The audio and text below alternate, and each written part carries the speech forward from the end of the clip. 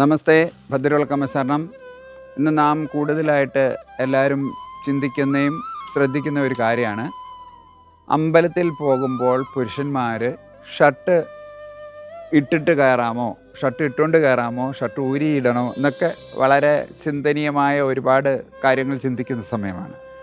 ആകയാൽ നാം ഒരു വിശ്വാസിയായിട്ടുള്ള ഒരാൾ, ഒരു ഭക്തനായിട്ട് പോകുന്ന ഒരാൾ ഏത് ക്ഷേത്രത്തിൽ ചെന്ന് കഴിഞ്ഞാലും അവരോരാണ് തീരുമാനിക്കുന്നത് അവനവന് ഷർട്ട് ഇടണമോ ഇടണ്ടായോ എന്നൊക്കെ തീരുമാനിക്കുന്നത്.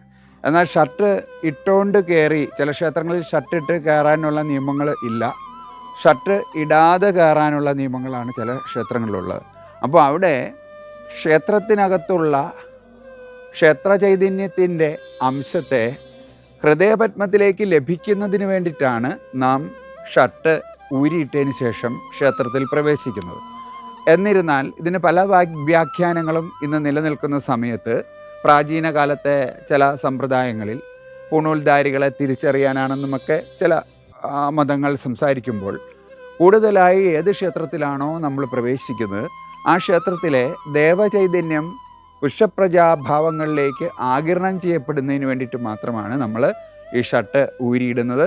അത് നമ്മൾക്ക് ഊരിയിടണമെന്ന് വിചാരിക്കുന്ന നമ്മുടെ മനസ്സിൻ്റെ പ്രാധാന്യത നമ്മൾ മനസ്സാൽ ചിന്തിക്കുകയാണ്. നമുക്ക് ആ ഷർട്ട് ഊരിയിടണം എന്ന് വിചാരിച്ചാൽ ഊരിയിടാം, അതല്ല നമുക്ക് ഷർട്ട് ഇട്ടുകൊണ്ടേ കയറുന്നുള്ളൂ എന്ന് വിചാരിച്ചാലും ഗുണങ്ങളും ദോഷങ്ങളും നമുക്ക് തന്നെ സിദ്ധമാകും.